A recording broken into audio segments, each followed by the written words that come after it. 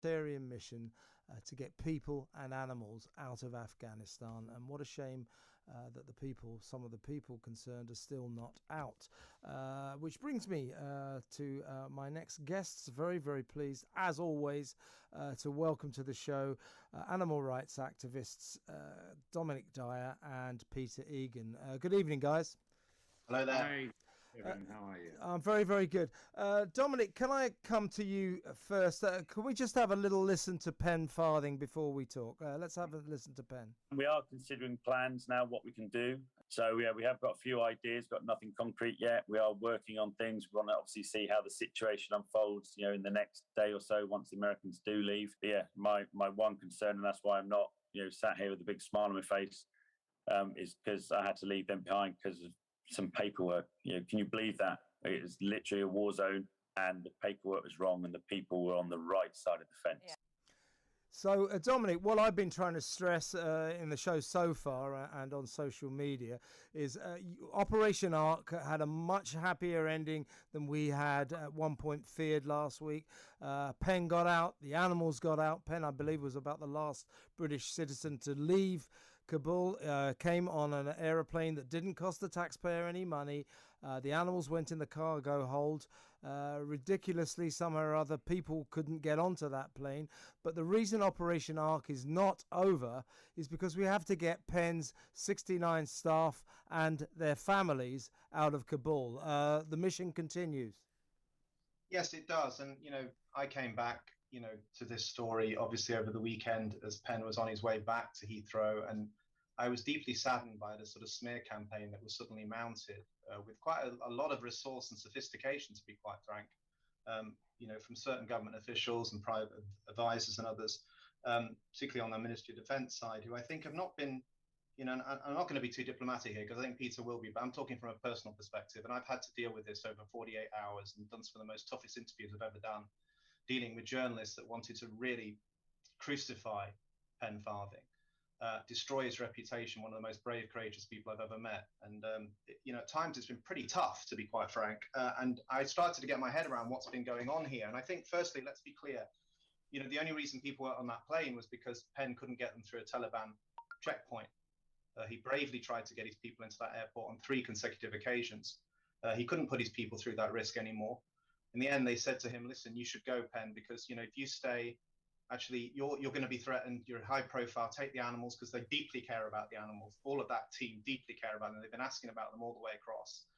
And it was very hard, but he did have to go back in. And he actually got his way through a Taliban checkpoint into that airport without any Ministry of Defence support at all. He then got his way to the airport with some support from soldiers, which he's hugely grateful for on that military base. And then we managed to get the aircraft in to pick him up, the aircraft that was funded by a wealthy investor in the United States, Spencer Haber, and obviously all the funds that come in from lots of people giving money to NALSAD as well, which can be used for much other animal welfare related issues going forward, which is wonderful as well. But at the end of the day, no one would be talking about this story in the way they are if people were on that plane. It would have been a wonderful end to what has been a tragic event because people would have stepped off the aircraft and animals would have come out of the hold.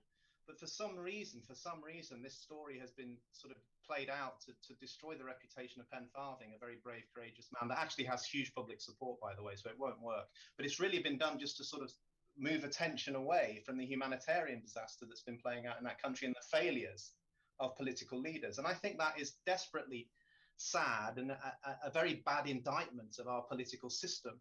And that's why over the last 48 hours, I've been doing interview after interview after interview, laying out a factual case of what's actually happened in what has been a complex set of decisions that everyone's been involved with, from Downing Street, Foreign Office, Home Office, all the way through to what's been happening in Kabul. But I think people need to understand, because I keep seeing absolute nonsense, to be quite frank, being written, nonsense being said.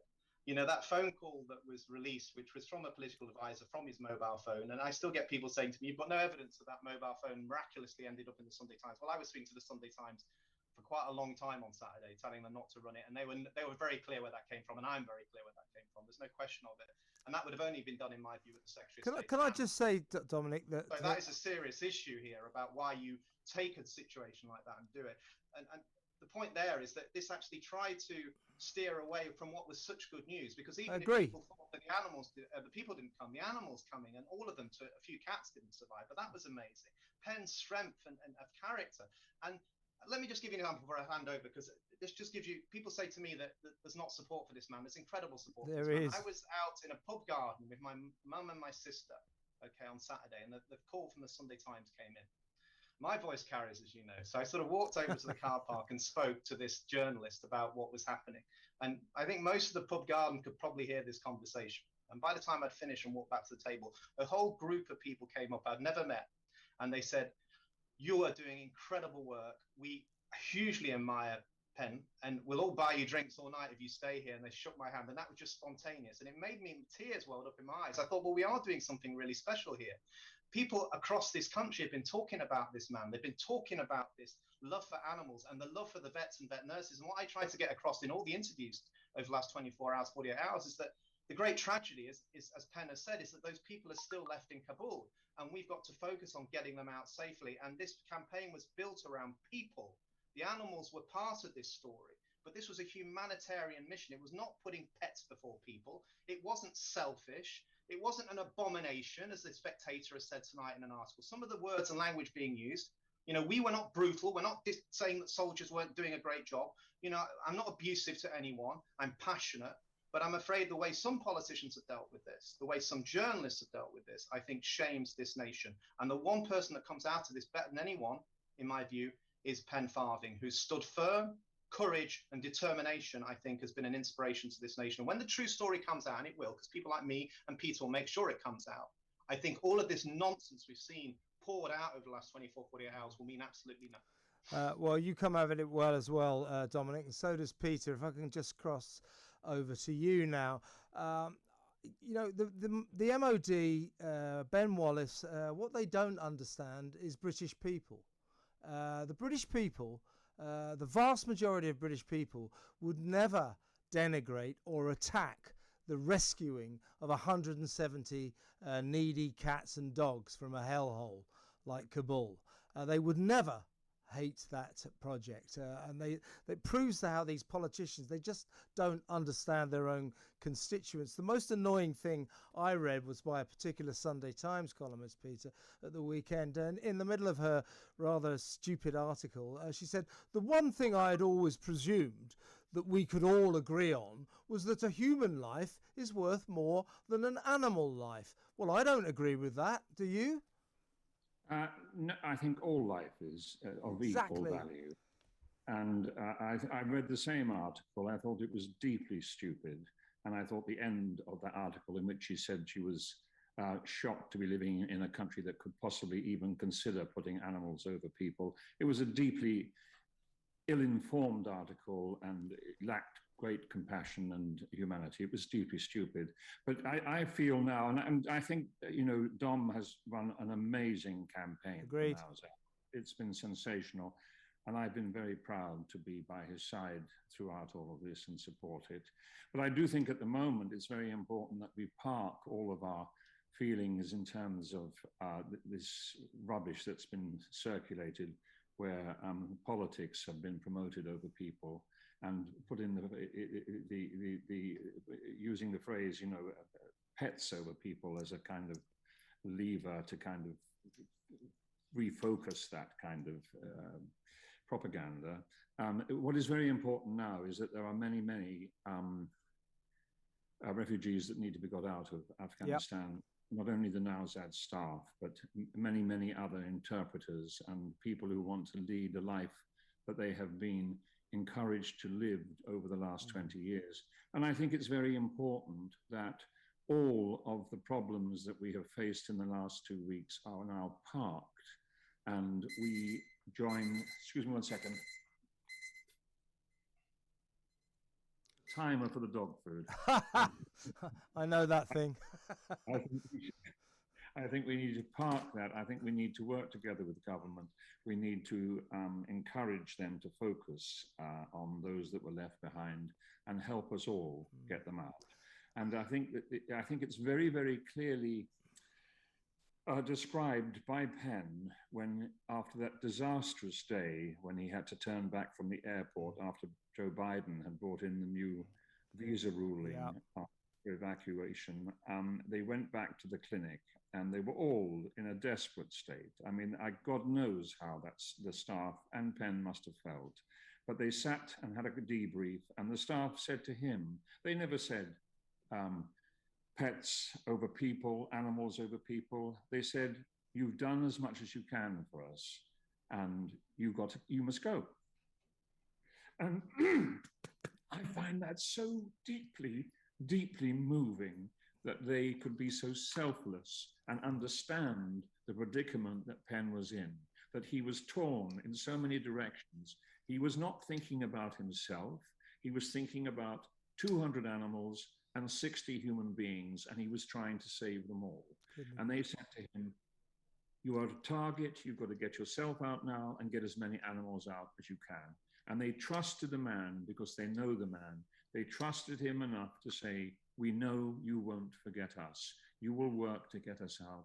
And that is precisely what he is doing now. That's precisely what he's focusing on now. And I just wish, and I hope that the MOD and the Foreign Office will just support in every way they can the imperative to get as many people out as they can. Do you know what I heard on the news today, which deeply shocked me on CNN just about half an hour ago, that the Taliban had offered to stay out of Kabul until after the evacuation, and it was refused. Now, what is the political sense in that? And also, the Americans left Bagram airport in the night, and they didn't even inform the Afghani army that they were leaving. So the easiest escape route was completely shut down. And these are the questions, I think, that need to be addressed in the future, as well as all the other questions that Dominic has referred to in the words he just shared with us. And I just want to say that story about Penn's fruity language when he was talking to the MOD from the hell of Kabul airport. If it was me, the language would have been a lot worse. I thought that was a non-story of all time. I mean, the man was desperate. You cannot blame him for that. And by the way, I know this because of the response I've been getting, that those attempts to smear Penn with that kind of trash leaking, it hasn't worked. It hasn't worked. He is still a hero, and the support is still profound for what he's done. It is. You know, I did a radio interview with Rachel Johnson last night, which was interesting. She's a Prime Minister's sister. And it was a phone-in, obviously, and I made a very strong case on all the issues we've been talking about, the humanitarian side, and about why this would have worked better if certain people had to cooperate more, we'd have got the people out too, and some of what had happened.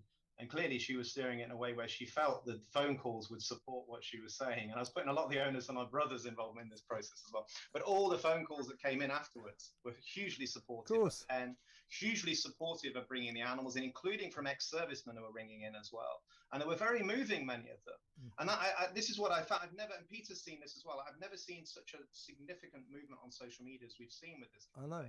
Well, and I think some of the criticism we've had is because that's been seen. You know, the Sunday Times said yesterday, quoted me as saying that I was an aggressive lobbyist and campaigner that was having an undue influence on government policy. That was what they put. But the point was that, yeah, I'm a good campaigner. That's why I lent my time to Penn, and I know what I'm good at. But equally, I'm passionate about what I do, and we all work together. It was an amazing team of people on this project. You've not seen them. They're incredible, hardworking, amazing group of individuals. I would love to have served with any time in my life. I'm privileged to have got to know them. I agree. Listen, Dominic, can I just stop you because we've got to go to break? Can I come back to you and we'll pick up the story right after these messages? I'm Kevin O'Sullivan. This is Talk Radio.